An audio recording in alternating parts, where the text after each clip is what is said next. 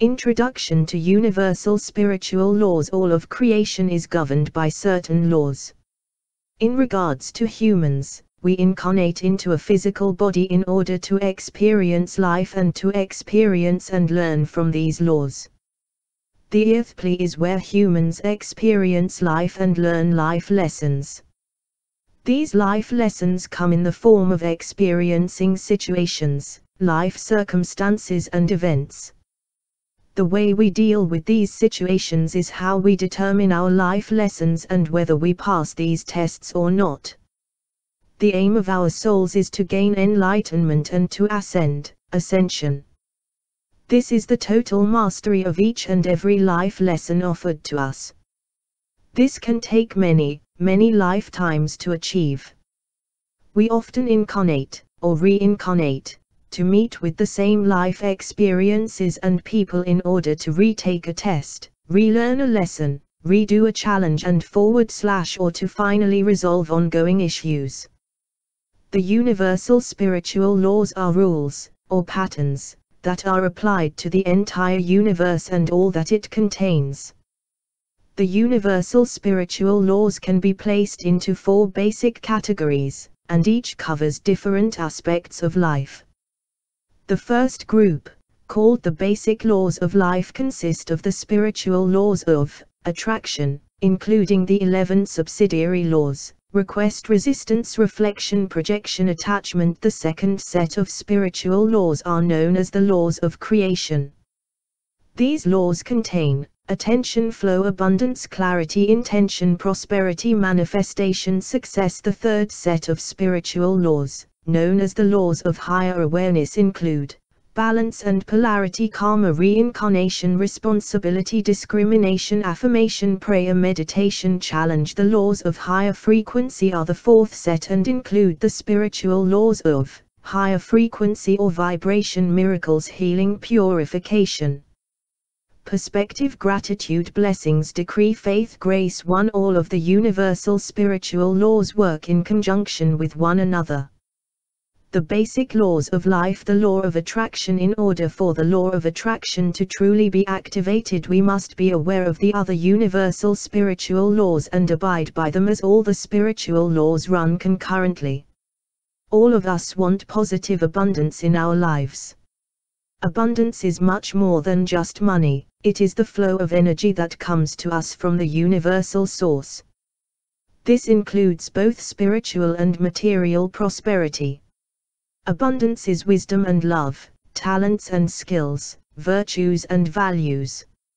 It is money and material goods. Abundance is whatever we need in order to fulfill our lives and our life purpose or soul mission. By using the law of attraction, we are able to draw abundance into our lives. The first key is to be grateful. Be grateful for the beauty and joy of creation. Be grateful for who you are and all that you are. Be grateful for everything that happens to you, as everything comes with a lesson to teach. Even when things are not going to plan, be grateful for the opportunity to be shown that adjustments need to be made in order to make things right or better. Be grateful for all who enter your life and see the light in everyone you meet. The law of attraction can be counteracted by the emotions and energy of anxiety and fear. Fear and anxiety are major deterrents to attracting your desires into your life. We are unable to be a clear channel of positive flow if we are anxious and fearful. Faith and trust are antidotes to fear and anxiety. Faith and trust precipitate the vibrations of the law of attraction. Pay attention to your thoughts and beliefs. Attention is the key, for where man's attention goes, his energy, and he himself can only follow. Saint Germain: we can activate the law of attraction by visualizing exactly what we want to see happen in our lives. With the help of our inner vision and wisdom, we can maximize the effectiveness of our affirmations, prayers and meditations. Visualize the desired outcome. Imagine and see what you wish to accomplish. Be as specific as possible when you visualize. The more concentrated, centered and creative you are, the better and more powerful the result. Some people diligently practice drawing upon the law of attraction, yet still don't achieve the results they desire. This can be due to a subconscious block or belief pattern. What we send out we receive in kind, so ensure that you believe, both subconsciously and consciously, what you are sending out. If you believe yourself to be a failure, then that is what you will become and / be. If you believe that you are worthy of positive abundance, that is what you will receive. In order to draw towards you the manifestation of your desires, you must be clear, concise and fully aware of what your desires truly are. Believing and sustaining positive affirmations of our soul's success will achieve positive results when invoking the law of attraction. The law of request is simple and exact. If you want help, you need to ask for it. When you ask, you are ready to receive. The clearer you are about what you want, the easier it is for the universe to answer your call to its fullest extent. The spiritual law of request. The spiritual law of request teaches us that when our souls are ready, we are to ask for what we want and need, with clear intention. As humans, when we are faced with a difficult situation, circumstance or experience, it is our opportunity to learn and overcome it. It teaches us new skills and we learn from it. It is then a life lesson we have passed and achieved. This is our soul's responsibility. Within the spiritual realm, our angels, spirit guides and / or higher beings are unable to interfere with our free will. We are to make our decisions and choices for ourselves, for our own soul's leaning and spiritual growth. It is up to us to learn from our own life experiences, whatever they may be. When walking the spiritual path, one must go within to find answers, for as soon as we are ready to know something, the answer will appear. All we need to do is ask our inner selves, as when we are aligned with the universe, our answers are given. The universe is waiting to help. We need to be clear about what we want to know or be helped with, then all we need to do is ask. The spiritual law of resistance. When we focus on something, we are in effect calling it towards ourselves and into our lives, whether we want them or not. We often invoke the spiritual law of resistance without being consciously aware that we are even doing it. We invite situations, people, experiences and even material things into our lives by way of our thoughts and beliefs. The law of resistance is most often triggered by a victim mentality or consciousness. When someone is thinking "I'm so luck" or "poor me," they are believing themselves to be a victim. This mentality resists generosity and abundance, and they are resisting taking personal responsibility for what they have created for themselves. If we hold a belief or think a certain thought often enough, it becomes embedded into our subconscious minds. For example, if we believe and have the thought pattern of "I don't want to be poor," this filters through to our subconscious minds as poor, and in turn this invokes the law of resistance, keeping us poor.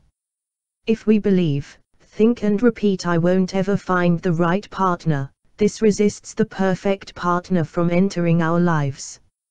If we think and believe that we are undeserving, then regardless of whatever good comes into our lives, we will reject it as we believe that we do not deserve it. The spiritual law of resistance holds true in all situations. Positive statements, beliefs and thoughts such as "I deserve the perfect partner," "I am healthy," "I am financially secure," etc. brings those energies into our lives. The trick to the spiritual law of resistance is to not resist the negatives, but to embrace the positives. The spiritual law of reflection. Life mirrors back to us what we put out. Every situation, circumstance, experience and person in our lives is a mirror of an aspect of ourselves. People and circumstances mirror back to us the issues we need to acknowledge, deal with and resolve. We will continue to play out the same scenes and meet up with similar people over and over until we finally acknowledge and learn the lesson. There are no coincidences in the universe, and everything happens for a reason. Everything that presents to us comes with a message and a lesson to learn. The universe mirrors and reflects back to us all the good and bad, positive and negatives within ourselves and our lives. The spiritual law of reflection reminds us to look in the mirror, study the reflection and change what we do not like to see or acknowledge within ourselves. Often we keep attracting into our lives the same kinds of people and the same kinds of situations. This can be frustrating when we fail to hear and or understand the message or lesson. Whatever comes into our lives is a prompt from the universe to look into the mirror and acknowledge what it has to teach us. When we work out the patterns and underlying lessons associated, we are able to work towards solving any repeating negativities that recur in our lives. This in turn transmutes negative to positive, and when we live with and send out positive energies, those same energies are mirrored back to us in the form of positive experiences and opportunities, health and happiness, love and light. Once the law of reflection is understood, we are able to expand our spiritual growth by acknowledging what life is trying to tell us, and make changes accordingly. The spiritual law of projection: all aspects of ourselves and our personalities, our lives and lifestyle choices are projected outwards, then reflected back to us. All that we perceive on the outside is a reflection of what is within, therefore all that we see on the outside is a projection of ourselves. We project our energy, both positive and negative, onto other people, often denying that what we see is actually within ourselves. Each time you say such things as he is, she is, you are actually projecting an aspect of yourself onto someone else rather than acknowledging that trait within yourself. When we assume that someone else is feeling as we do, it is a projection. Statements such as "you must be so happy," or "you must be feeling dreadful" are projections of your own feelings and emotions. You are, in effect, projecting your feelings onto the other person. We also project our own fears out into the universe. It is far more comfortable for us to imagine that someone else has the qualities that we deny lie within ourselves. If we bury hostility, but express it outwardly as passive anger or aggression, that hostility is projected onto those around us, and we will perceive that people are aggressive whether they truly are or not. Those who project their own anger, hatred or rage, or any other negative emotion, will perceive and believe that everyone else is out to get them. We project our sexuality and insecurities onto others. If we are paranoid and judgmental of others' moralities, we are projecting our own underlying immorality. If we believe that all around us are cheats, then we are projecting our own cheating tendencies. As a result, we may attract people who cheat into our lives. If we accuse our partner of being unfaithful, we are projecting our own lack of faith in the relationship. We project our most positive qualities onto others as well. When we project graciousness, beauty, brilliance and love onto others, we are projecting our own positive attributes within. When we project kindness outwardly, we attract this same energy into our lives.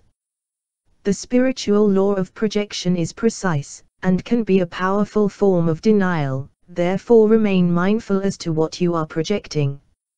Spiritual law of attachment: we are able to wish for anything we want in our lives, but if our sense of self-worth or happiness depends upon having it, then we are attached to it.